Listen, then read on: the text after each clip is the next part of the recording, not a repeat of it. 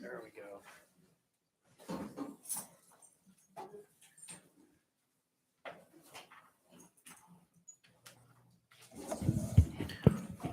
Good morning, everybody. Now that the team has arrived, we're all here and ready to go. Good morning. This is a work session on AR 2023-182S, a resolution of the municipality of Anchorage appropriating not to exceed $11,100,000. Very wide general. Oh wait, I've got the wrong one.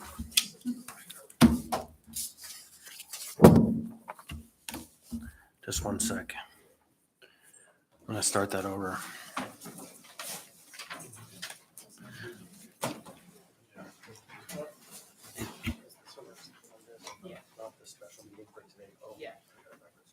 Okay, that was right. I'll start over again.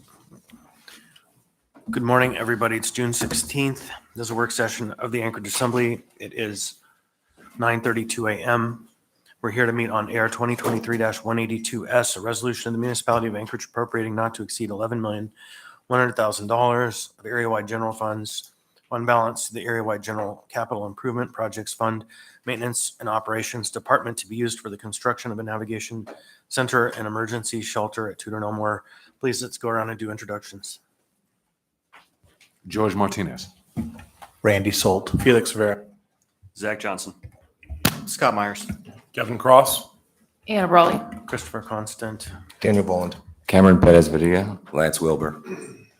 Shay Troop. Alexis Johnson. Tamaya Liebersbach. Mario Bird. Assembly Council. Dean Gates, Assembly Council. Matthew Hurt, Legislative Council. All right, thank you, everybody.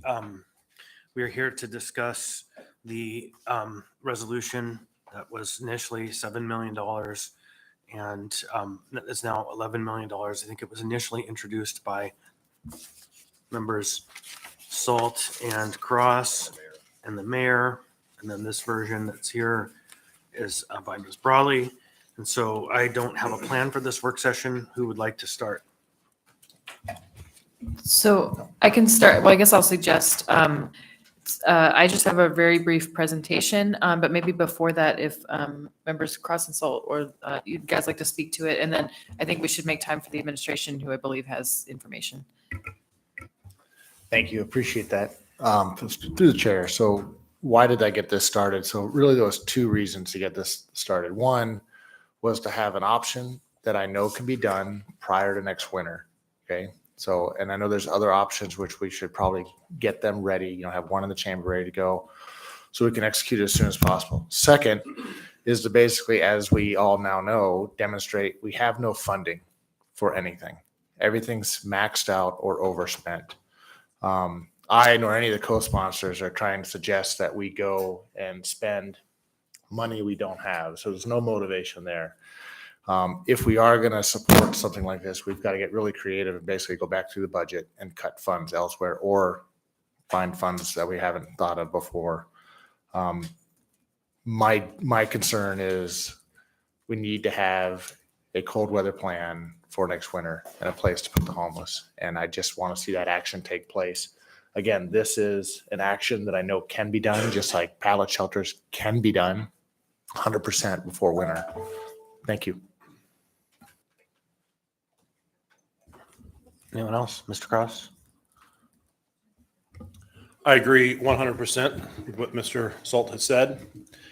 The navigation center is probably our most realistic for the amount of people that can service that we can have in place before cold weather. And I don't think if we don't take a hard, aggressive look at how we accomplish this, then the reality is we're just going to be opening the Sullivan Arena back up. I don't see any other way around it.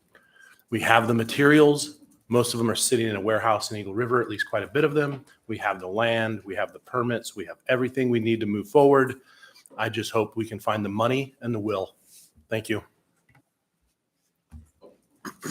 I would note Ms. Braga has joined us on the phone at 9:35 a.m. To the administration. Through the chair, my name is Lance Wilbur. I'm the Executive Director of Community Development. With me today is Shay Troop, who is the Acting M&O Director.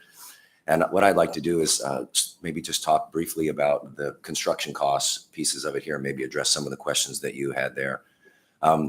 First of all, I just want to say that we had an opportunity to review the AR and the AM. My compliments to Ms. Brawley. I think as we were going through that and making sense of the information that she had put together based on information that the administration provided in October, some of the assumptions. Sorry to interrupt, but I just wanted to, I know earlier Anna said that Ms. Brawley said that she had a presentation. Is that coming after the administration, or is it better that Ms. Brawley's presentation come before? Yeah, I think I would prefer to do the presentation before we get into details. So, but if you guys wanted to make any statements, okay. And I'll just say too, my presentation is really to frame up the discussion. It's not to get into those details yet. Mr. Byrd.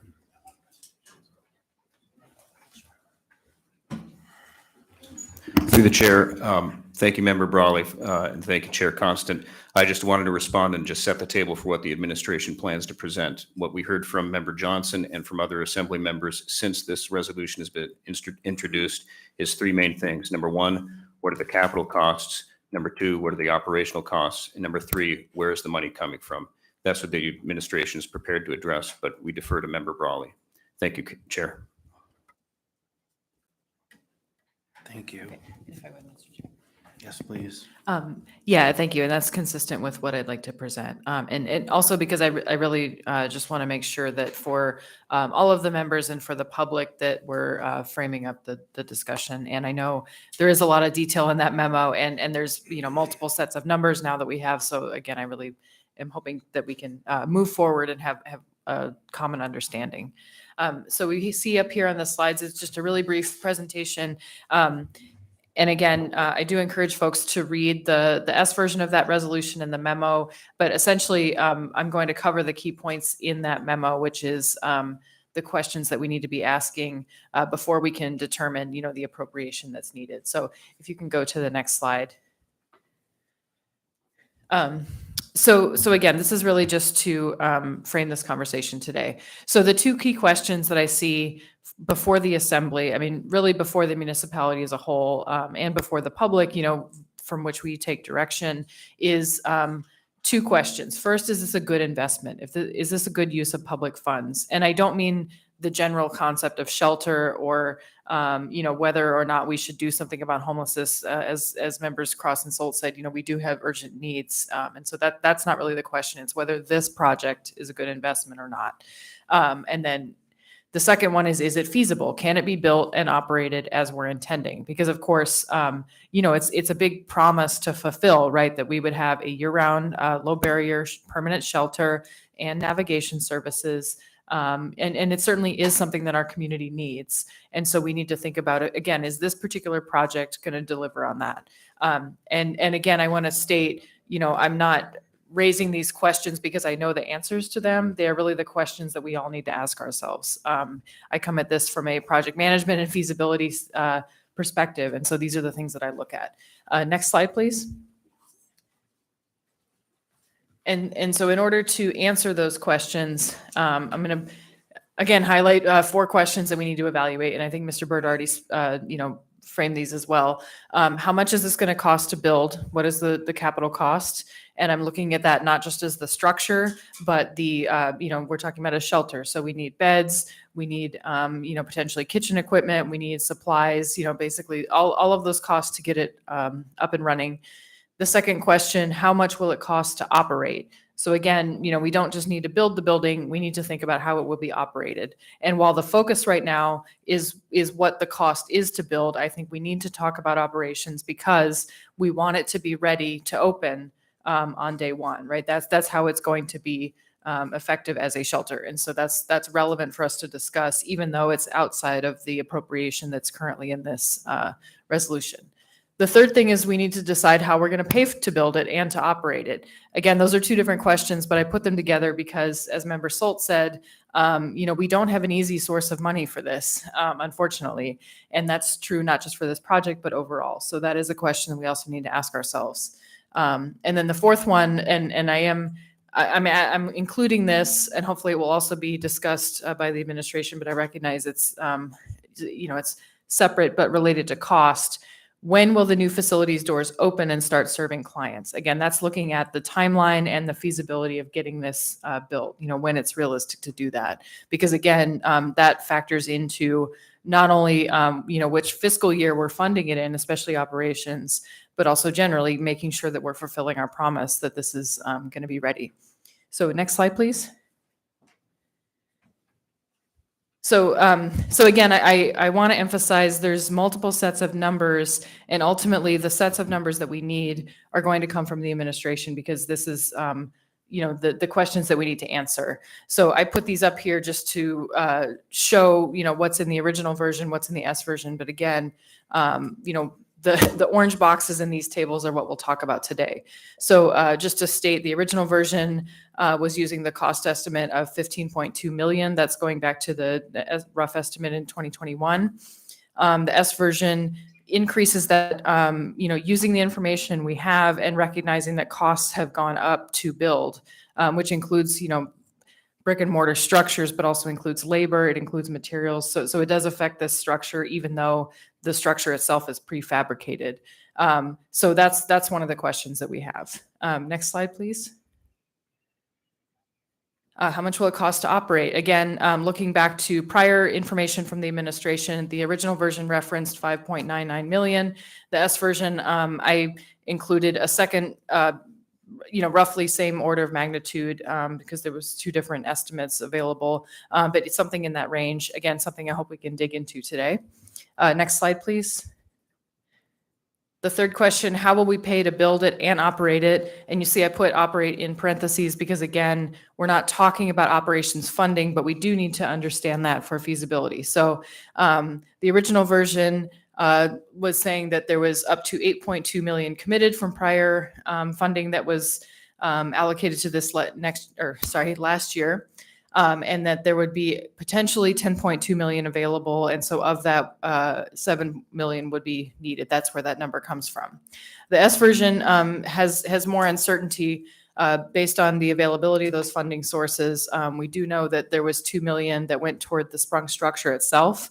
But we also know either there's therefore 6.2 million available or zero available in terms of funding, fund balance from the municipality. And of course, what we learned yesterday or already knew was scenario B is the one that's more realistic based on our funding. So really what we're talking about is but something between 11.1 million and 17.3 million. But again, the purpose of this is not to say those are the correct numbers. It's to say that we need to know how much funding we have, and then we need to first talk about capital funding, and then we need to talk about operating funding. And next slide. We just have a couple more. On the fourth one, the timeline, this is an appropriation resolution, so it does not lay out a timeline, but we do need to discuss that because, again, it has to do with feasibility and fulfilling the promise that this facility can start operating and serving clients. And so neither version puts forward a time frame for that. The one thing that my version adds is to say that we do need very heavy and active project management from the municipality, working with, one or more contractors, but essentially to make sure that the project stays on time and on budget. And that's really important, again, to make sure that we're not slipping on our timeline. So that's another question. And then last slide. Again, just to reiterate, that we need to be looking at project feasibility. And again, it needs project management. It needs somebody making sure that, if there's a delay in shipping or if something comes back more expensive than anticipated, those are the kinds of decisions that a project manager needs to work through during this process. And then parallel to that is, as I said, the operations planning, which includes thinking about procurement. It would be likely that that there would be a contracted entity running this facility. There would need to be hiring done. So basically all of those things need to be thought about even as this thing or as this structure would be built. And if you can go, I think there might be one more slide. Yeah. So again, just to wrap up, these are the questions that I think we need to ask ourselves. Those are the evaluation questions when we're looking at feasibility.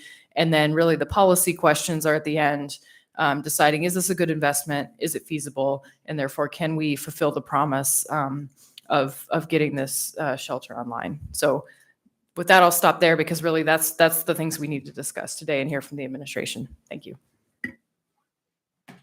I guess Mr. Byrd.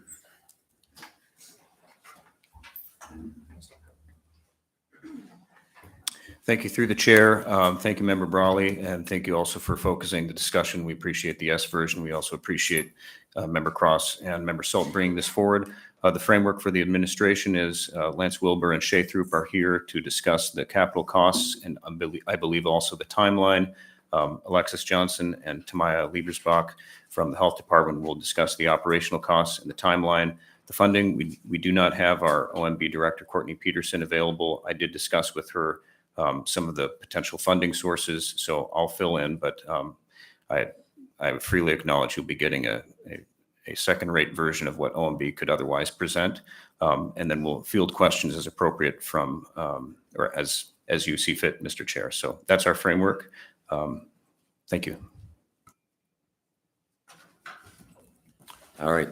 Again, this is Lance Wilbur through the chair, members of the Assembly. Thank you. And again, I appreciate Ms. Brawley's summary, I think, as sort of the task ahead of us, not only in the building, but the operating and then the funding source are key to any project. And what we're going to focus on is the construction side. So since the Assembly had put this before the body and is considering funding this, we have been spending the past week taking a look at inside our files, making sure kind of our understanding of where the project status is. We've been meeting with the planning department regarding the conditional use permit. We met with development services regarding the situation of the building permit. You know, I think one of the key outstanding issues related to the building permitting process is wind. And we do have some information, and we've been working with the development services to get that. I think some of those things we can work through, and that's our plan, to work through those. We have also reached out to our term contractor. I think, as Ms. Brawley, Assemblymember Brawley mentioned, it's really important to have a dedicated individual for project management, and they have some interest in that. We are talking about, based on what we know, their ability to help us in that project management. We should have some better numbers next week, because we just reached it out to them earlier this week, and trying to make sure that they did have capacity and ability. So that was important. What we haven't done is we did not reach out to Roger Hickle Contracting to verify the construction costs. So what we did is a similar approach to Assemblymember Brawley. We took the dollar numbers based on where we left off in October. We made similar assumptions about cost increases. We also took a look at, I think the administration and the Assembly was interested to know what would it take to stand up the shelter with heat and plumbing without all of the interior done. So in case that was the minimum thing we wanted to do, what would it take to do the full thing? In our assessment, the amount of savings from not just doing a complete build out for all of the navigation is roughly probably $500,000, maybe as much as $1 million. I don't think it's as drastic a savings as it would be. And the reason is that we have to put all of the fire suppression in. We have to put some of the main walls in there. So our number has basically a complete build out for the navigation center. So based on those assumptions, we've put together a summary sheet on what we think the costs would be. And frankly, we're right in line with the estimates in the range that Assemblymember Brawley and there's a single page handout here, and I'll just kind of summarize that. If we were to just pick up the construction costs from where Roger Hickle left off, and it included all of the interior work, we think it's going to be plus or minus $11.5 million to pick it up. But we're also making some assumptions. We're making some assumptions that the stuff that's already in the ground, the foundation and the dirt work, is solid. We're not going to have to replace any of that or dig it up or do any of those changes. We're assuming that stuff is still in place. So we're also assuming in this $11.5 million, and I think in Assemblymember Brawley's presentation, in that 11.5, the 2.4 that is owed to Hickle is not coming out of that. That is what we have to do to go forward. And I think the math works similar to Assemblymember Brawley. So just to be clear on that. In our investigation, the one thing that we were looking for was the shipping cost of the structure from its location to Anchorage. We know that that is an estimated cost of about $200,000. It wasn't clear to us. It was actually in the total construction cost. We assume that it probably is, but for budgeting and programming purposes, we're going to ask that we consider that now until we can verify that. So you'll see an extra 200,000 because the structure is actually in 2 locations. So that is, and I'll come back to that comment in a minute. So the sum total of the 11.5 plus the 200,000 is about $11.7 million for all construction doing that. There's probably some savings in there, but for based on the information we have right now, that is what that number is. And then we took a very rough estimate without getting information from our contractor about what project management would actually cost. Shay and I think that the 500 is probably on the high side, particularly given the timing in which the project will be underway. So we expect to get a number from them next week, but we will not have it probably by Tuesday. So, but in the spirit of doing that, we would very much agree that our term contractor, McCool, Carlson and Green, is the contractor that helped us in the early stages of it. So they're very familiar with the work that's been done. They're very familiar with the work packages. They're very familiar where we left off and how we got to that point. So that would be our approach. And it would be under a separate contract for this particular project as it has. So the sum total of those is about $12.2 million for the construction and the project management. And then as it relates to timing, there's a couple key important things that we are considered regarding to timing.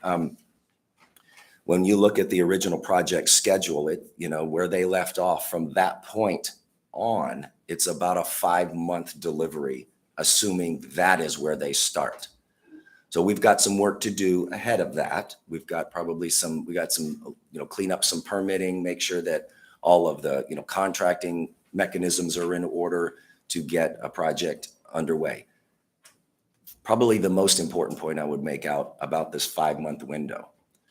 In my assessment, it would be very difficult for any other contractor other than Roger Hickle to pick this thing up and deliver it in 5 months. A new contractor is probably going to be, they're going to be interested in whether or not the work that's been done. We'd have to be very diligent about the work and the warranty of the work that's been done. So again, we haven't talked to them. We don't know if they're interested. We haven't had any of those conversations with them. But this 5-month window that we're talking about, I think the only way that realistically happens is if the previous contractor picked it up and we moved on from there, whether that's something but from a technical delivery perspective, it's like having a contractor build your building, start and get it halfway done and then have another contractor come in. For the most part, it's, the plans are pretty much done and then picking them up. So in our opinion, that's kind of where that is. It may be different if the delivery is, if a different contractor was to pick it up. And then as Shay and I were talking the other day, one of the key pieces is that as part of the ground prep and getting on site, the asphalt plant's closed the middle of October. So we're going to have to get moving to get basically the parking lot built and a lot of that work done at that time. Our next step would be, as soon as the assembly would appropriate funds, we would then, initiate that process to hire the project manager and then to advance the process to bring on a contractor. That doesn't happen in 2 weeks. I mean, expeditiously, because we're going to have to negotiate, we're going to have to award, come to you for approval. So that will take some time. So I just want to be realistic about November is going to be incredibly tight. In order for November to happen, we'd have had to start June 1st. So I think that, depending on how we negotiate with the project manager and whoever does the construction, it's going to be in that place. And obviously your resolution has some conditions about the Golden Lion, but from a construction perspective, that's what we're mainly focused on. So That's really high level overview. If you have some questions about the details of the plans or the sets or, detailed construction, Shay has been doing this a long, long time in town. So I trust him, the information that we're getting from him on project delivery. So that's kind of where we are on the capital costs. And again, Ms. Brawley, my compliments to the information you put together. Thank you. So Ms. Bradley has a question. Yeah, thank you. And really, I was, to the extent possible, trying to use numbers that were already out there. So I'm glad they weren't too far off. My only just general high level question is, you mentioned basically 12, so about 11 million of work remaining, again, assuming that we can pick it up where we left off, plus some additional costs. You said 12.2. Can you roughly estimate the value of work that's already been put in? I guess I'm trying to understand the total development cost, right? So we're partway through, but what would you say is that whole number? The design piece is about 800,000, and the construction is roughly 2.45 in the ground. Plus the tent.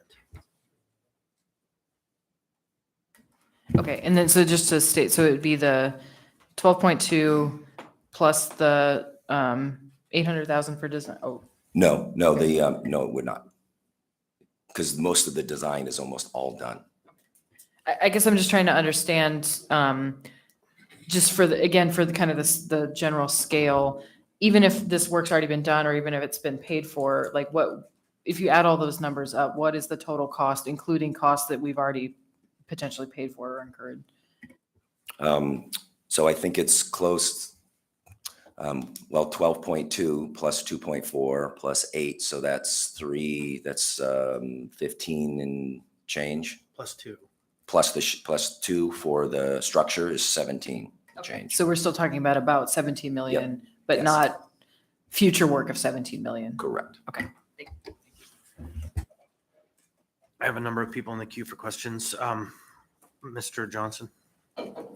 Yeah, so you mentioned the very tight timeline. What happens if hypothetically we move forward, we encounter some delays and it's not completed, by November 1st? Do we reach a point where, due to the weather conditions, we have to stop construction and pick it up in the spring?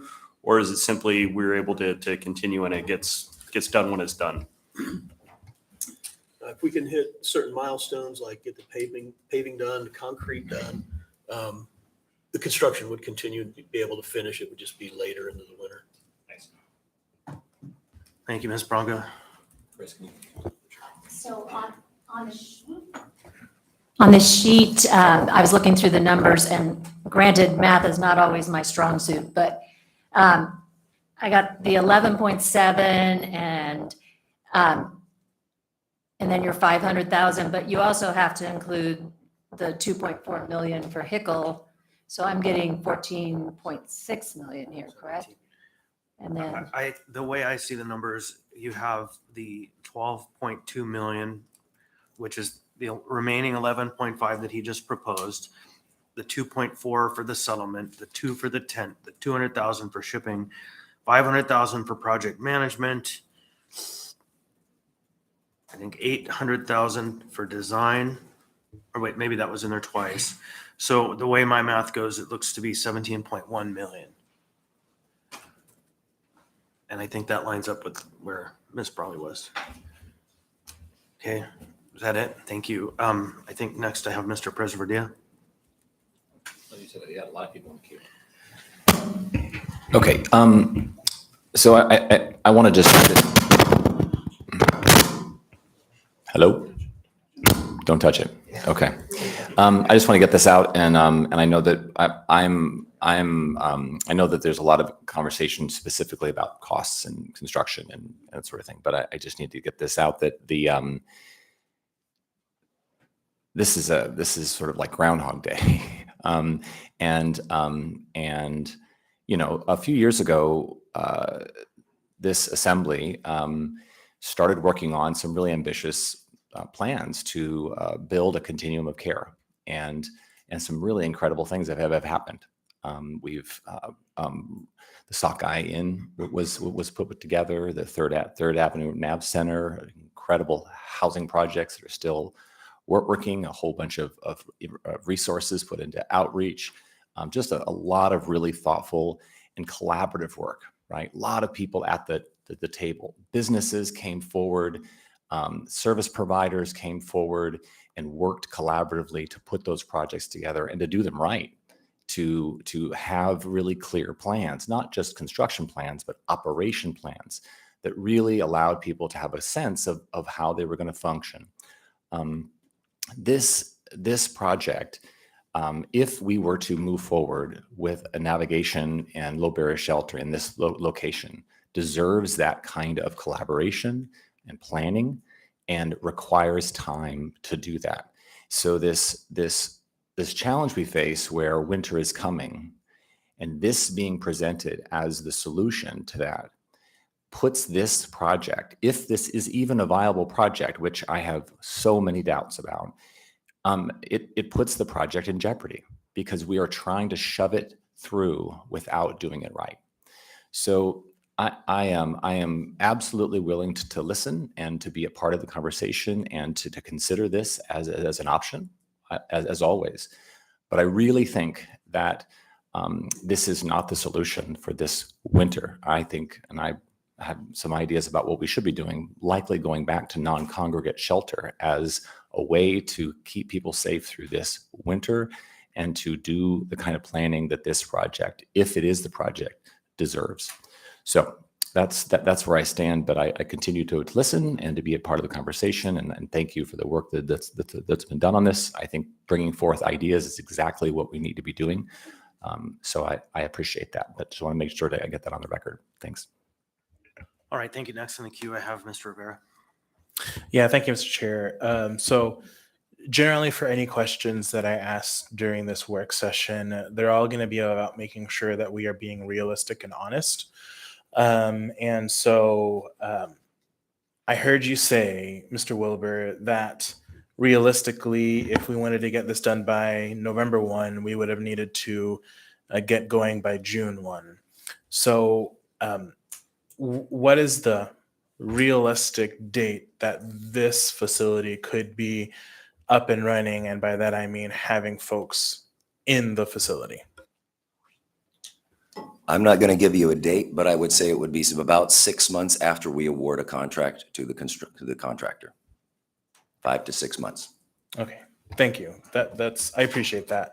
And then, so that does get us into, I believe, winter construction, if we're talking about 6 months. Last time that we've done this, because I think as alluded to earlier, a little bit Groundhog Day, there were some winter construction costs that escalated the price. Have those been factored? Again, we took the costs, so I think the answer is no. But it was also at a time, the cost that we have is considers work that has already been done. So I think, until we get a contractor on board and find out what they can actually do in the time, I may be on the outside and it could be done in 120 days.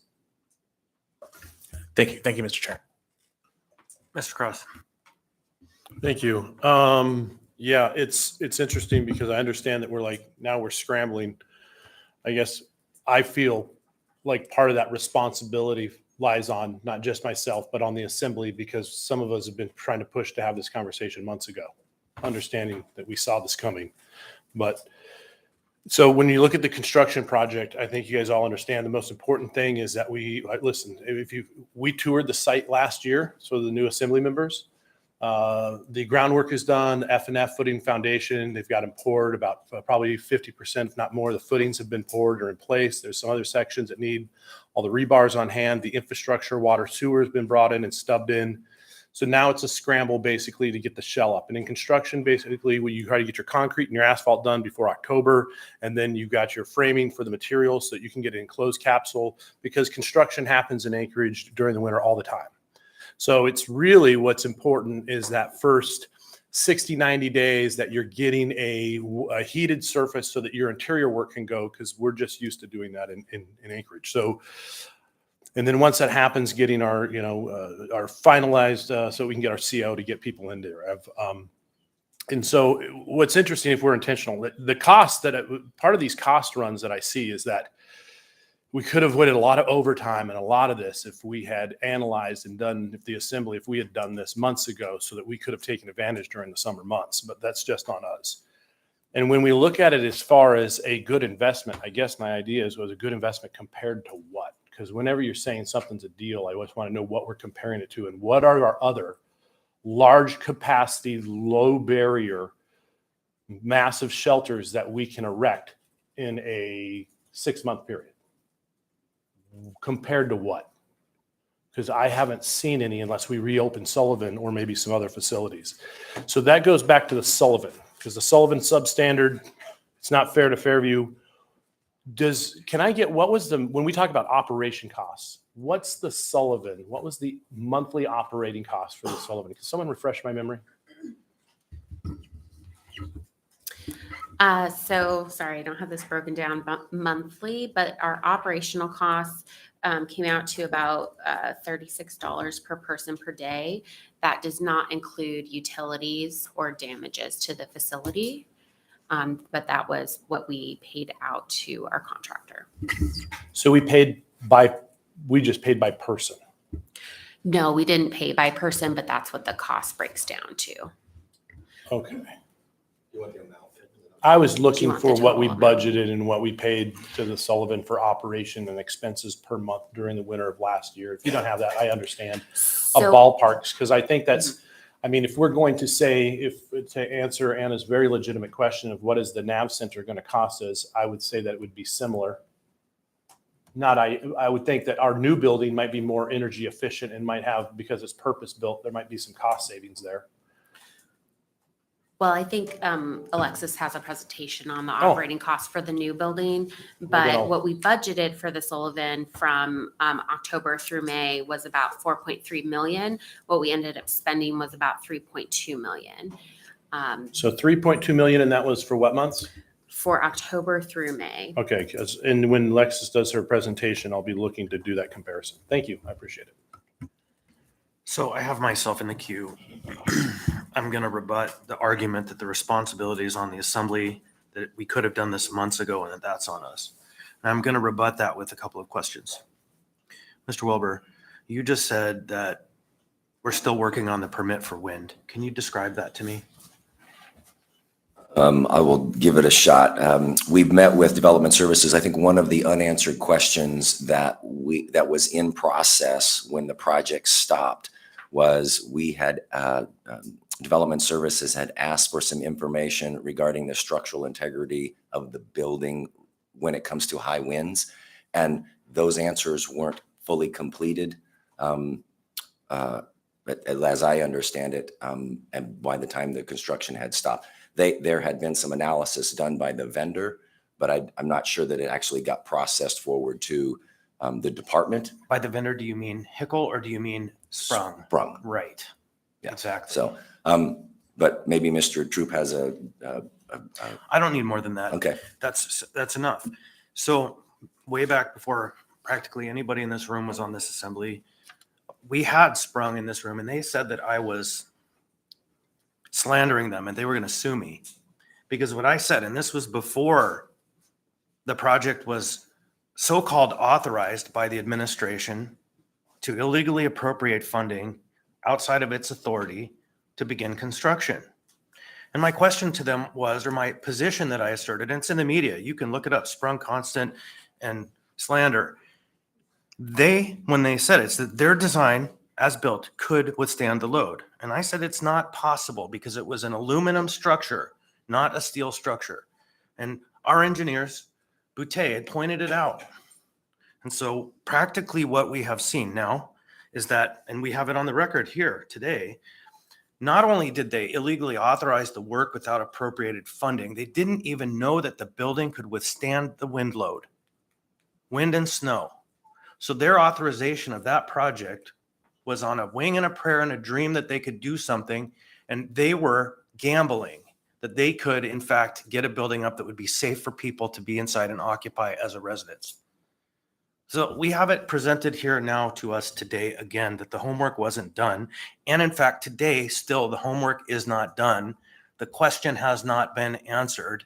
Can the structure as designed and purchased illegally actually withstand the loads. And so the reality is when the building safety people who I trust come back and say, no, you have to actually improve the structural integrity of this building in order for it to be used as an occupiable structure by human beings instead of cargo or boxes. The fact is we have an unknown cost yet still to be determined, because going from aluminum to steel is going to be a substantial cost to regird the top of that structure inside. And so I think what we see here again is that we're being asked to spend millions and millions of dollars. We're now up to $17.1 million without consideration of winter expenses. I look forward to seeing the operating proposal, because I have long said I can't support any project until I have a basic understanding of what we're going to spend to operate it, and of course the funding source. But it is not on this assembly for failing to deliver a project that could be conceptually understood, could be safely built, and had been run through the procurement process with legal authority. It's just not on the assembly for that. So I guess now it's time for a presentation on operating costs.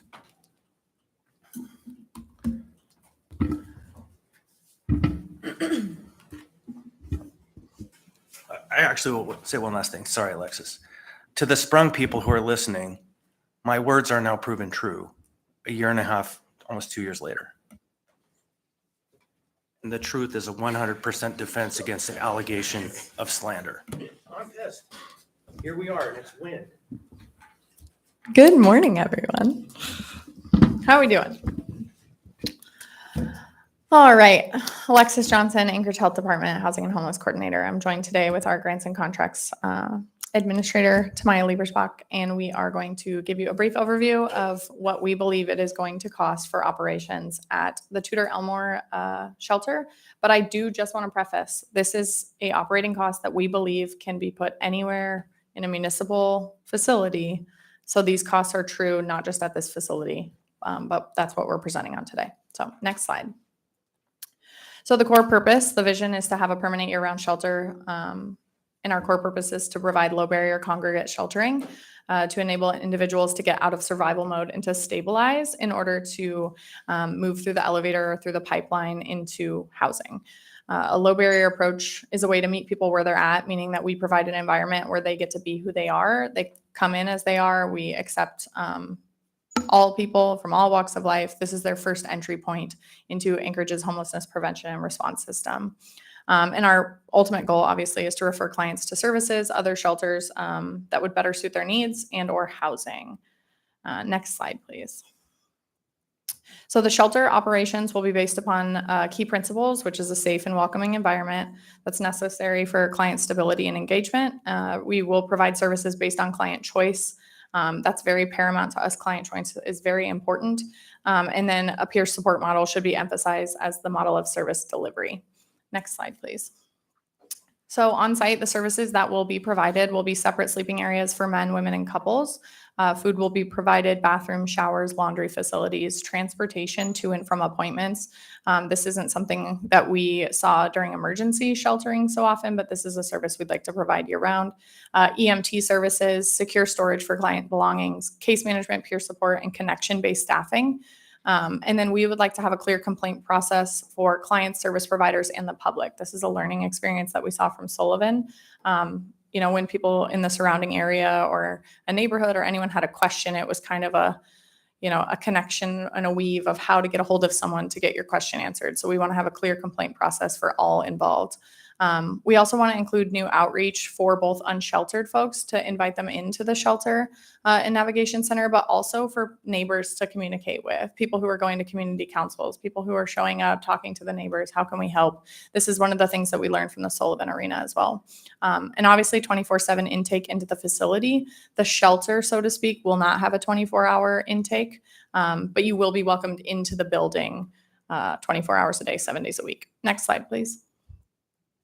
Community and provider engagement. So the success of the clients and thus the shelter overall will require engagement with the community and a multitude of service providers. We plan to welcome service providers into the shelter campus to provide service to clients, such as medical support, behavioral health services, and legal aid. This is one of the things that we learned from the Sullivan Arena. Early on, community groups were showing up and we would find out, hey, they're offering free medical. Hey, they're offering, engagement, games. They were doing bingo. I mean, there's so many offerings that we did. And so now we want to bring that to our campus and to allow for communities to come in and do philanthropic endeavors and, community engagements at no cost to the shelter contractor. There will be a dedicated space within the building for partner agencies to use. And lastly, the community will have a clear way to engage with the shelter as needed, whether it's for complaints or to provide support. We saw a lot of community engagement with the Sullivan Arena, people wanting to volunteer, but there was also a lot of people that just wanted to come in, see how it operated, see what it was like, and really get to know their neighborhood shelter. So next slide. All right, everybody, here's your estimated annual cost. So prepare yourselves. So we believe the total cost to operate this facility year round is going to be roughly $7.9 million. One of the questions that we have as the Anchorage Health Department is, I know that during the Sullivan, we had talked about having a separate food contractor, and that will differ in the cost. If it's a subcontractor, it will be a little bit more inexpensive versus having it be its own standalone contractor. If we also have an opportunity for grants or for philanthropic or private to come in and donate food pantries, food drives and such, that cost will be lowered. So to give you a breakdown of the annual operating cost, AHD would require a new PCN, someone that would be on site, that would work, their office would be at the shelter to oversee what was going on day to day for programmatics. Operator personnel. So we gave, in the next two slides, we'll talk about an 8-hour versus a 12-hour shift. So we have an opportunity for a little bit of a savings on an 8-hour shift. But we believe that having the option for the contractor, whether they want to do an 8-hour shift or a 12-hour shift, the swing is right there for cost for staffing. We included a staff training. This is for de-escalation training. What other one? EMT, CPR. This is just an overall training that we believe should be into the contractor cost. We think it's important that all people who are working in the shelter should be well trained in engaging with people experiencing homelessness, as well as their first aid and safety. Operator supplies and equipment. That's pretty basic overview. And then we did a 25% overhead cost for operator and admin. And then we just rough estimated facility maintenance based on what our maintenance costs for Sullivan Arena were. And then contractual, which is food, janitorial, and EMT services. We believe food cost is going to be roughly $900,000 a year based on this population. Next slide, please. Yeah.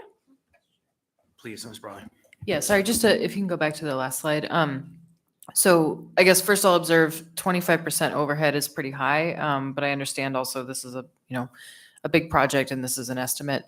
My other question is, does the overhead there include basically any kind of municipal staff time? Because I know there's been an ongoing conversation about, for example, when there's grants or contracts or services contracted out, there's still a cost within the department for that. So does that represent that, or is it separate from? Thank you. So Tamaya Liebersbach, Anchorage Health Department, the staff time we captured in that first line, we expect to need one full-time FTE that would be dedicated to oversight of this contract. And then our other staff would support as needed, but we don't expect to require other additional staff beyond that one FTE. The operator overhead and admin, I will say that is a large number, but that 25% is based on what we see on other similar contracts that we operate at the health department.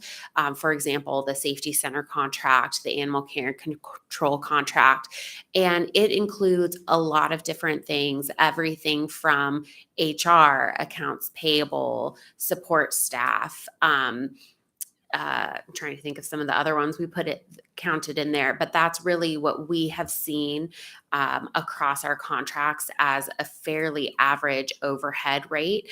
It also may include profit because this is a contract that someone may have a profit margin on. And so that rate might go down. That's part of the competitive process, certainly, but we wanted to make sure we had a rate that was realistic based on what we've seen in our other contracts at the department.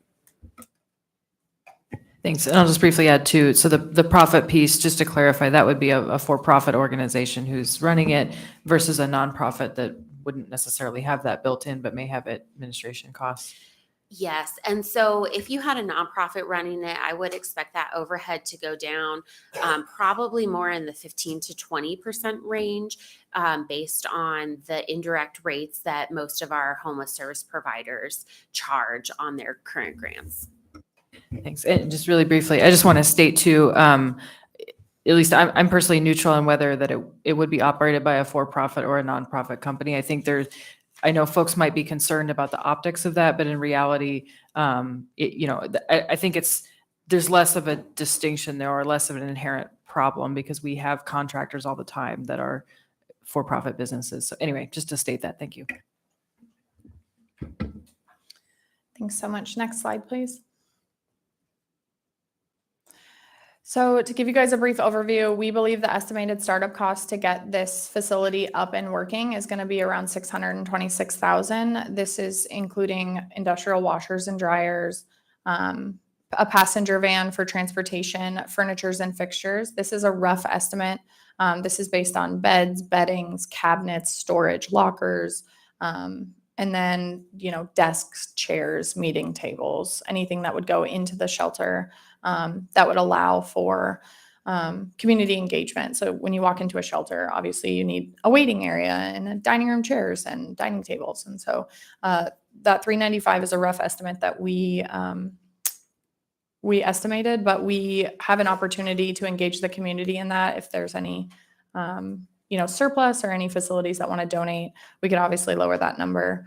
Communication equipment and computers, radios, cell phones for the shelter, telephones, iPads, stuff like that. We estimated $40,000. Safety equipment, this includes AEDs with a municipal maintenance contract, uniforms, and PPE. We roughly estimated $26,500, and then software and licenses for HMIS and any data supporting licenses. So next slide, please. So our staffing structure vision. Alexis, I'm Yep. sorry, I have a question on the Yep. previous slide. And it might be one that crosses the streams between construction and operations. At one point in the past, the design of the tent did not have toilets and showers. Are we assuming through construction that there are now toilets and showers in the structure? Yes. Okay, thank you. For the record, he said yes. His mic just wasn't on for anyone listening online. Next slide, please. Thank you. Perfect. So our staffing structure vision is going to be, I continue to compare things to the Sullivan, but our staffing ratio is actually going to be lower than what we had at the Sullivan Arena. This is one of the reasons that the cost is a little bit higher. We learned quite a few life lessons at the Sullivan Arena. Of course, we would want to have a Anchorage Health Department worker. This would be an additional staff person, a new PCN for the Anchorage Health Department. We would require an operations director. That person would have to be approved by the Anchorage Health Department. This is similar to other contracts that the health department contracts out. The operations deputy director would also have to be approved by us. We would have a compliance manager, front desk welcome, auxiliary staff, which is a shuttle driver and laundry. And then our staffing ratio, sorry, let me skip to my slides. Our staffing ratio would be 1 to 15 during the day and 1 to 30 at night. We'd also include payroll and HR staff. And then staffing positions will include guest services, which you'll see on our slides, which is peer support. And then you'll also see verbiage called care coordinators, which we know as navigators.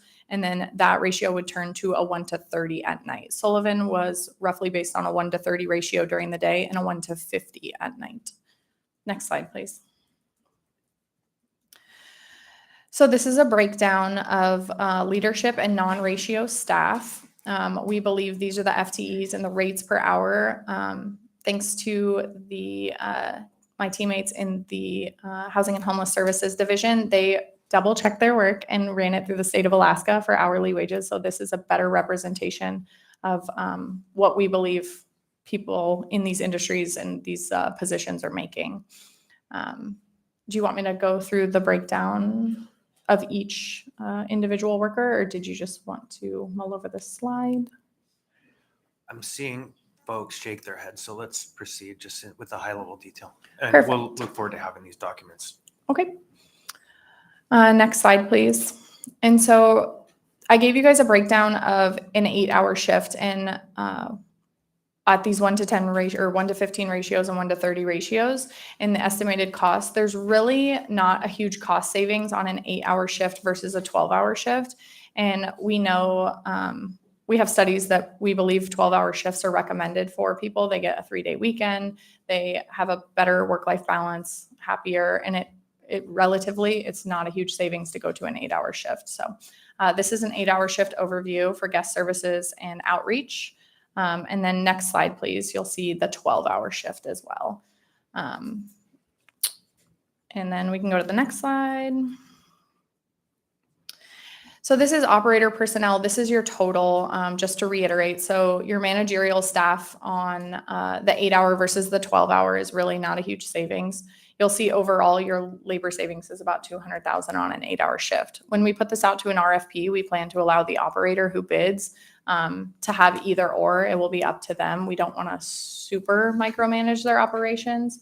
And so this is more of like a ceiling of what we believe will be the max cost for a year-round shelter. Next slide, please. So this is just a breakdown of what you saw on the previous slide. It's a further breakdown of additional expenses, supplies, insurance, equipment, van gas, maintenance, direct guest assistance, and then the contractual, that was high, the 1.09. That includes 3 meals a day. We believe the $5 per meal per day per person roughly comes out to $821,000. This includes medical care, translation services, which we know are needed, and then pest control for bed bugs. That's a huge problem with shelters, as we see bed bugs come in, and we have to allow for pest control on that, and then just janitorial services. If these were subcontracted, there would be a little bit of savings, but if we are looking for separate contractors, it will be a higher cost. Next slide, please. All right, I'm ready to open the tables for discussion. Thanks so much for allowing us to present today. Mr. Presverdio is first in the queue. Yeah, no, I'll pass for right now. Thanks. So I have a question on your ratios. How do you define day and night when you go to 1 to 30 in the day and 1 to 50 at night? I believe our daytime is 8 to 8 and our nighttime is 8 to 8 the other way, 8 p.m. to 8 a.m. on a 12-hour swing. Right. So when you think about when there are conflicts and issues, usually I would bet it's at the time when people are filling in dinner and later until people are going to bed. And then when people are getting up and leaving, but not really. So I don't know that the ratios actually make sense in that kind of cutoff of night and day. I think it's like swing is the most interesting time, like with APD, like with all kinds of things. And so that might be the time when you want the most robust staffing. I was just going to clarify that the ratios of 1 to 30 and 1 to 50 were at the Sullivan. The ratios that we've proposed here are 1 to 10 during the daytime. And I believe it was 1 to 15 at night. So it's better all around. And, yes. And still, I think though the main conflict times are not in the middle of the day when most people are outside, unless it's the dark of winter and it's really, really cold. But anyhow, just a thought. Anyone? Yeah, Mr. I'm sorry. Bond? Can we clarify that? Because I think on your presentation, you said 1 to 15 and 1 to 30, which is double. What was that, the Sullivan 130, 160? Correct. So during the day, it's 1 to 15. There's a care coordinator that has actually a lower rate. It's 1 to 20 at the time. But overall, your staffing will be 1 to 15 during the day and 1 to 30 at night. Sullivan Arena was 1 to 30 during the day and 1 to 50 at night. We believe having the additional staff really focuses on like client interaction, whereas at the Sullivan Arena, it's more so like you're watching over people versus like actual engagement because there's so many people. And then can I ask a follow-up? On the slide where you were doing the breakdown of the different positions, different personnel, could we go back to that for a second? This one. Yeah. So I think this one. Well, I think say that I appreciate these figures because I think they're more realistic than what was presented to the assembly way back when. Dumb question. What is an outreach practitioner? When I hear practitioner, because I have a medical background, I think like provider. I think somebody who maybe has like a graduate degree and is working very specifically in a field. So maybe if you could describe that for me, because that seems to be one of the more sort of lower to moderate paying things here. Through the chair to Dr. Bolland, I really appreciate that comment. An outreach practitioner is a fancy word of saying an outreach worker, someone who's going out engaging in the community, whether it's with unsheltered individuals to try and engage them to come into the shelter, or to go out to community councils, be a community liaison, attend all the meetings and just say, hey, I'm here to listen to your complaints, your comments, I'll give you a tour, etc.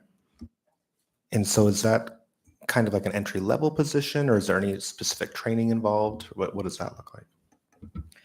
Through the chair, I would believe it was an entry level position. We could do MANT training, de-escalation training for any engagement with unsheltered individuals. I don't know if there's community engagement training, but we could definitely look into that as well. Okay, thank you. Thank you, Chair. All right, thank you. Next, thank you is Mr. Presverdia again. Thanks.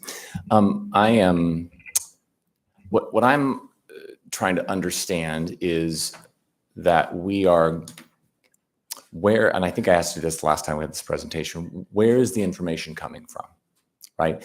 And so prior to your position at the municipality, do you have a background setting up these shelters, running these shelters, working in homeless services? Are you an expert in this field that is coming to us with decades of experience that we know for sure that what you're sharing with us is really based in best practice, based in models that's been done across the country? How do we know the information we're getting is correct and is right? And so I'm wanting to get more information about what this is based on, and what would really help me, I think, is, and I'm happy to let you answer that question, but in addition to that, if we're going to move forward with this, I think we need to have those people and those models in front of us so we can show that, boy, this has been done somewhere else, and here's how it's been done, and here's why we're deciding to do it the way we're doing it. So maybe you can just react to that for me. Thanks. Yeah, through the chair to Mr. Cameron Perez-Verdia. So I don't have decades of experience. I'm only 31. So hopefully one day I will be able to come back to the table and say, I have 30 years of experience in this field. However, I do have a dozen or so pages of bibliography of who was engaged. We have a person in our division. His name's Michael Hughes. Some of you guys may know him from the Sanction Camp Task Force and the Behavioral Health Task Force. He is an avid researcher, and he engaged multiple cities, Urban Alchemy, multiple providers down in the States who are running these types of facilities successfully. And so I can get you that research and I can get you that background. And if you would like, I can engage a meeting with you too, so you can hear firsthand the research that he's conducted. All right, thank you. Next in the queue, I have Mr. Rivera, Mr. Martinez, Ms. Braga. So Mr. Rivera. Yeah, thank you. So I have quite a few things. So first is speaking to definitions. So can you please define what the care coordination manager and care coordination practitioner, as well as the guest services supervisor and guest services practitioner, what they would be doing? Because I'm familiar with a lot of different terms, but those specifically, those last two that I mentioned are newer terms to me. And then, yeah, I'll just start with that. Through the chair to Mr. Rivera, guest services are what we would normally know as peer support models. They're responsible for the health, safety, comfort of all the clients, as well as like the cleanliness and the day-to-day operations of the site. They're the people that are going to conduct intakes, guests check in, check out, do regular wellness checks, provide meals, supplies, oversee laundries and shower schedules, and develop relationships with the guest. Outreach practitioners are outreach workers We believe they're just community engagement liaisons, people who are engaging with the community, unsheltered, and people who have homes. And so we just want them to go out and do outreach and just let people know that they have a point of contact for the shelter. They're also going to be engaging with the clients to better fuel their needs inside. So outreach workers would be community liaisons, also trying to get people into the shelter, but also engaging with the day-to-day clients. And care coordination? Let me see where I have that. So care coordinators, what we know as case managers or navigators, their services would include addressing immediate needs, developing individual plans with guests, working with guests to achieve their goals, and making referrals. Sometimes when we had people come into the Sullivan, they were met with case managers or navigators and said, hey, this shelter is not right for you. We'd like to either get you to Downtown Hope, or we saw an immediate need to get them into housing. They could have possibly had veteran status or some sort of tribal affiliation where we could automatically navigate them out of the Sullivan into a better situation. And so care coordinators would essentially be the navigators, make referrals. Their staff focus would be on helping guests exit homelessness through diversion and rapid exits, and then system navigation. The care coordination team will also develop and facilitate activities and events based on the interests of guests, and then look out for guests' long-term needs, prepare documents, help them get IDs, stuff like that. Hopefully that gives you a breakdown. Thanks. No, that is helpful. And then, because I know there are others in the queue, I'll just ask one more question, then I'll be asked to be put back in the queue.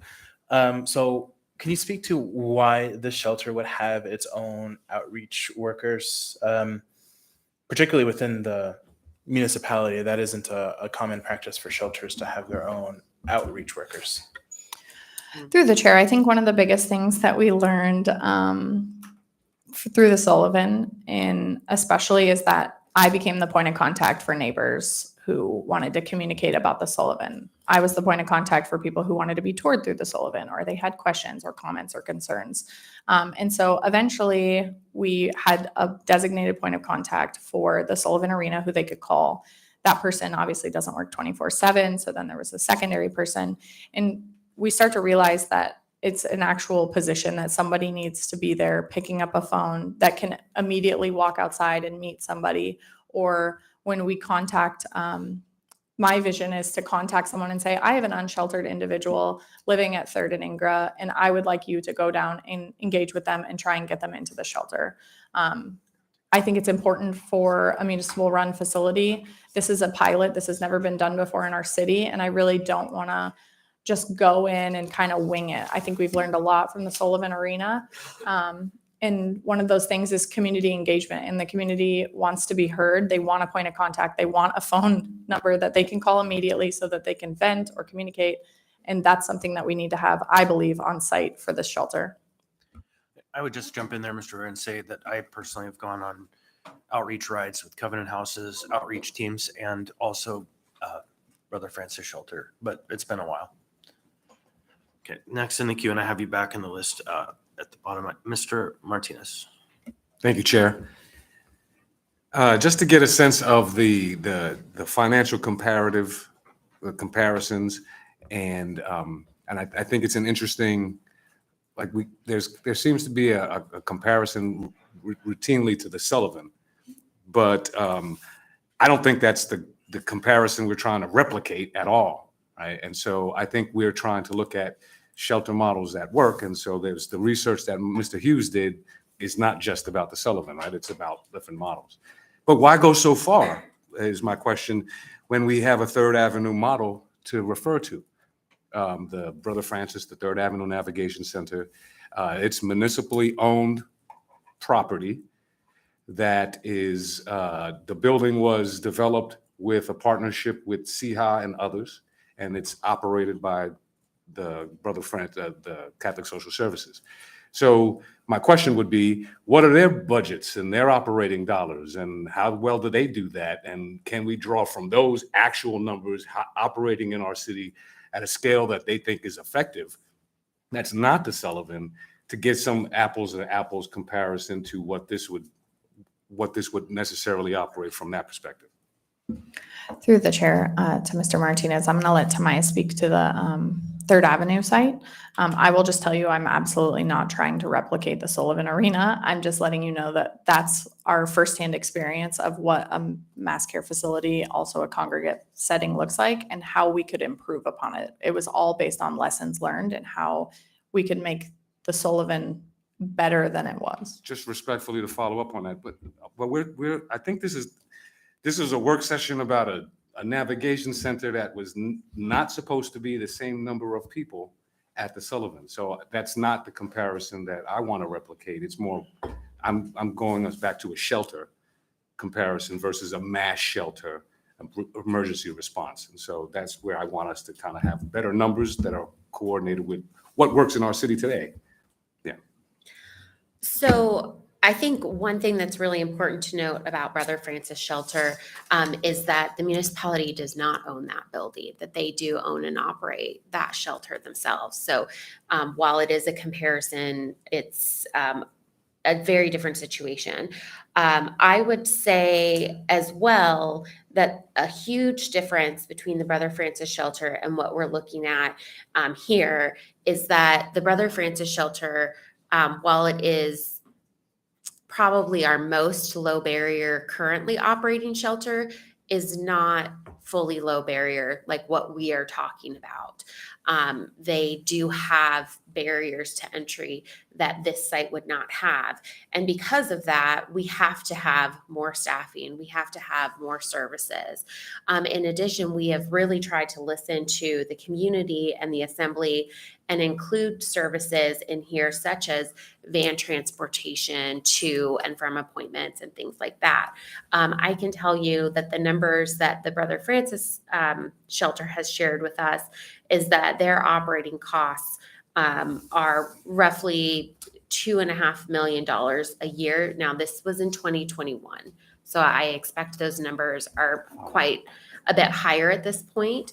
I think it's also important to note that the wages that we've based our estimates on are more of a living wage than what I see in the Brother Francis Shelter budget breakdown.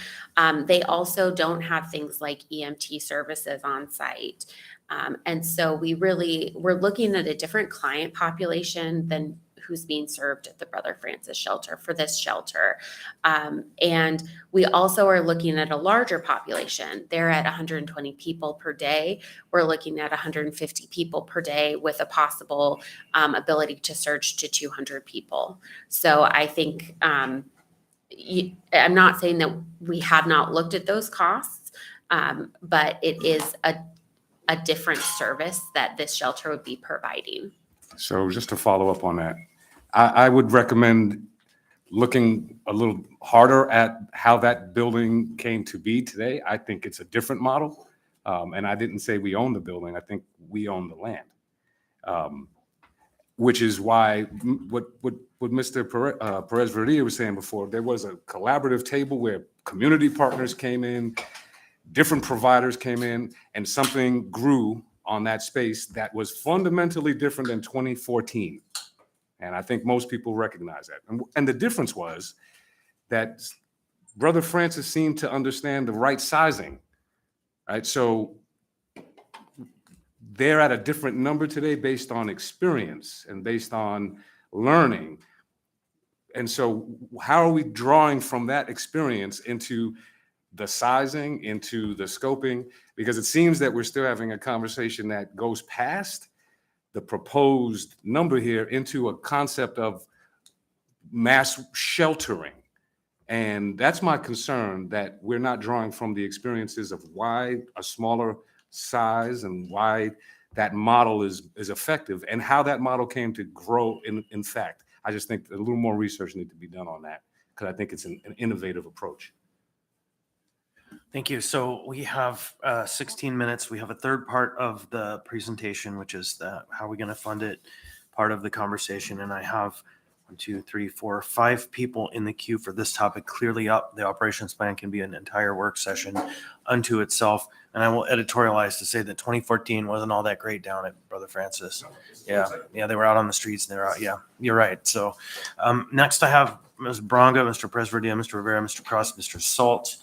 And I'm hoping we will take less than 7 minutes for this part so we can get the final part of the briefing. I want to say that when I went to tour the Sullivan, I was really impressed with how Hennings was operating it inside. And I appreciate that the staffing has been altered to using the experiences of last year. But what I'm concerned about, and I may have missed it, is the exterior. What is going to be done in the surrounding area? We were saying we won't have anything in Fairview and downtown because of the impacts of those communities. And I know I heard something about an outreach, a line ready to go, but stories that I believe are real is there was an RV in the parking lot dealing drugs for quite some time, and thefts in the community nearby, and just people who weren't accepted into the shelter that were loitering around, which were not Henning's responsibility. But how do we do better with the next vision to protect the surrounding area? Through the chair to Ms. Bronga, I believe if Shay wants to speak to this, I believe it's fenced in for one, and two, one of the things that we saw with the Sullivan is that when we added warming, there was a lot of loitering outside. We know that a lot of people that were outside the facility at Sullivan Arena were actually not clients of the Sullivan Arena. And there was never really a mechanism that we found for people just loitering outside because they would say, oh, I'm about to go into warming, whether they did or not. As far as that camper van, yes, that camper van was caught dealing narcotics in the parking lot. It was taken care of abruptly by APD right when we notified them. So we appreciate APD for that. I just think this facility is a little bit different because it won't have it'll have a fence perimeter. We'll have outreach staff, security staff, so that we can engage in the clientele. And then we also won't have a warming facility like we did at Sullivan Arena. One clarification, no one in Fairview ever said we won't have anything downtown or in Fairview. It's more because they already have Beans, Brother Francis. They already have a whole host and the default has been there. So I just want to clarify that. Yeah, understood. I just know that all the clean slate said Yeah. we're not doing it in that area. Yeah. Because it was a lot of impact. Yeah, and it's just not because they won't have anything, it's because they have a lot. So already, Mr. Presverdia, I'll just pass. Thank you. Mr. Rivera. Yeah, thanks. So I just want to clarify for folks who maybe haven't read the policy that the Assembly approved in 2018, I would suggest you do it. But the policy basically says a couple of things. First is that we endorse a dispersed placement model, as well as the first place we're not going to look is Fairview and downtown. We're going to look everywhere else. And then if everywhere else doesn't pan out, then we're going to go to Fairview and downtown, right? So that's what the policy states, just to be very clear on that. So a couple of things from me. So first is, so I heard you say, and sort of this gets to the question of where does all of this information come from? I heard you say Urban Alchemy, which I appreciate. They have some experience with sanctioned camping, with emergency shelter programs. I guess I would want to know, outside of this lower 48 company, what local expertise did we rely on to help come up with the presentation? And then in addition, I am still a little bit stuck on the outreach and specifically how all of that plays into our data collection with HMIS and coordinated entry. Because what I didn't see in any of your presentations is how this shelter is going to coordinate within the homelessness prevention response system. And I think that's really important that we're planning for that. And then I guess just to make it really clear, I'm sort of getting updated information here, and perhaps it may have existed slightly in the past, but currently Brother Francis Shelter does not have any outreach workers. And Covenant House's outreach workers are coordinated through the Anchorage Coalition to End Homelessness. So they're not standalone outreach workers. It's coordinated with the full program that they do. So I'm just curious, if we're going to do standalone outreach workers that are just for the shelter, why would we be going that route? And then the last question I have is around the RFP for a provider. What does that look like? What's going to be in that RFP? That is of particular importance for me. Thanks. Through the chair to Mr. Rivera, I will try to be quick and then I'll pass the mic to Tamaya. As far as engaging with Urban Alchemy, one of the things that we talked about is how they engage with unsheltered individuals to get them in. As far as community providers, I have attended every meeting that the coalition has put out, the community of practice for navigation centers. I attend every work session, every committee, every town hall, every clean slate strategy. I'm at every meeting that I can be just to engage as many providers as we can. I can get you the full list of everyone that we have engaged both locally and nationally for this research. And then I'll pass the mic to Tamaya for the RFP and to speak on the others. So first, I'm going to talk a little bit about the outreach workers. So I think that that's something that, we could remove from this operation model.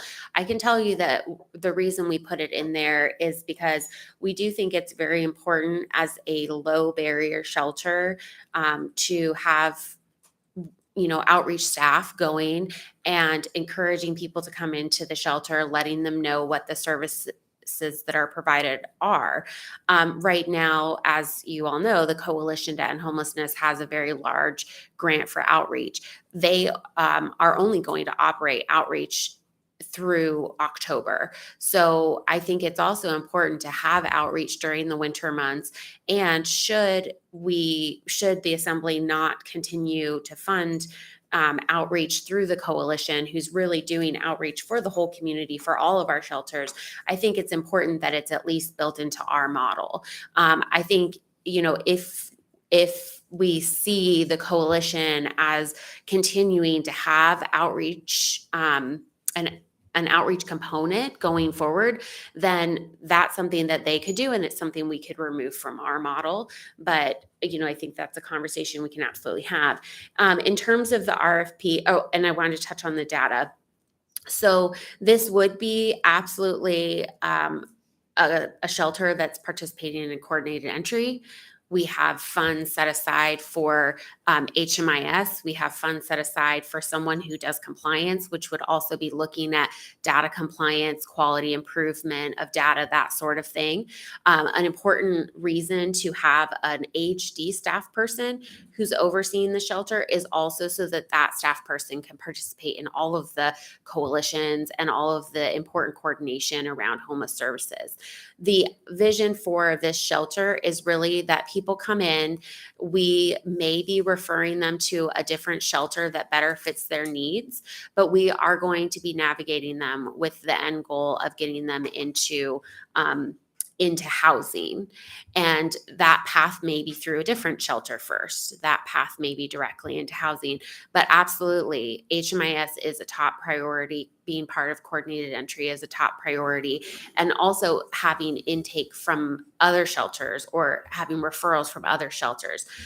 What we also put that the community and provider engagement's key. We want providers, other service providers, to come onto our campus.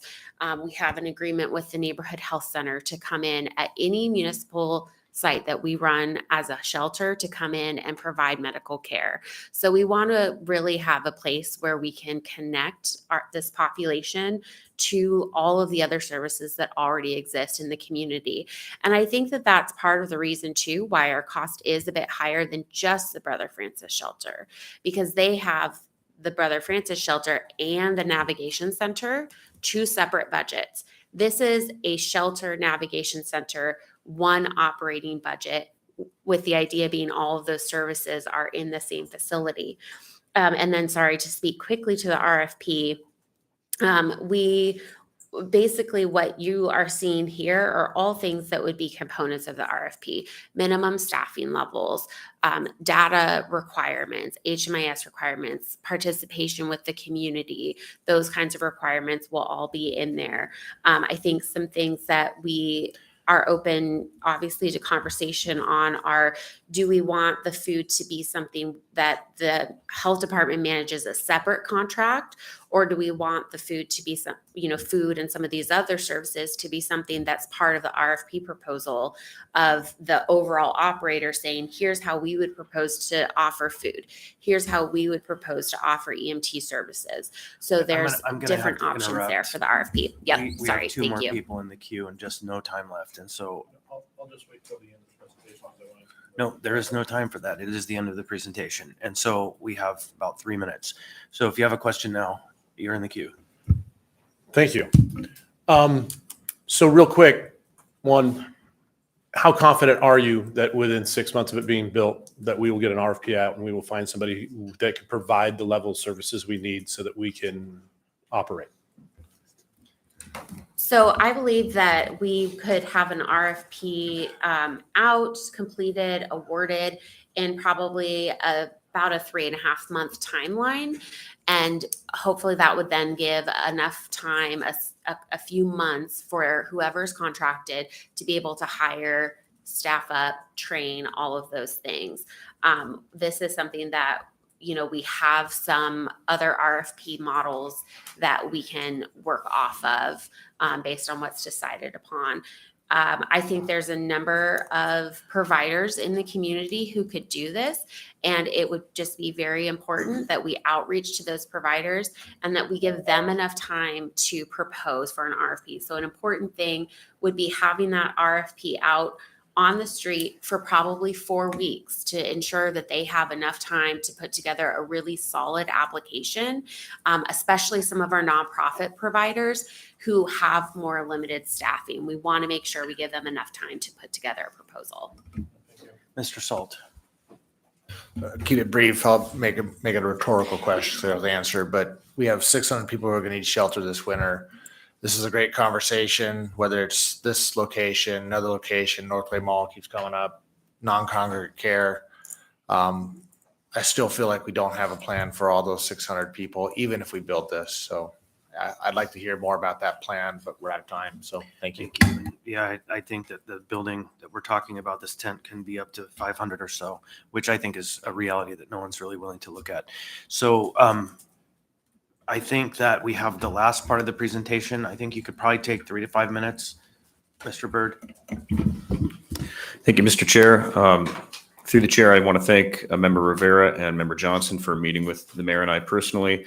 We welcome continued meeting with the other members. So I'll address the 4 fund sources that we've identified. I will say up front, we have hard numbers for only one of them, and that is ARPA.